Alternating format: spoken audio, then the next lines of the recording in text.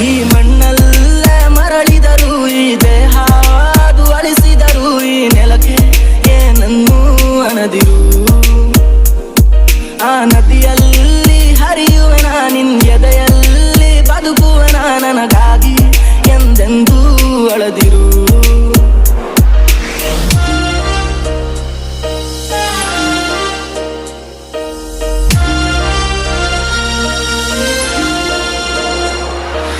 ಅಂಜದಿರು, ನೀ ಅಳುಕದಿರು, ಕೈ ತುತ್ತಿನ ಬಲವು ಜೊತೆಯಲಿದೆ. ಆ ವೈರಿಗಳ ತಲೆ ಉರುಳಿಸಲು ನನ್ನ ಕತ್ತಿಯು ಕಾದು ಕಾಯುತ್ತಿದೆ.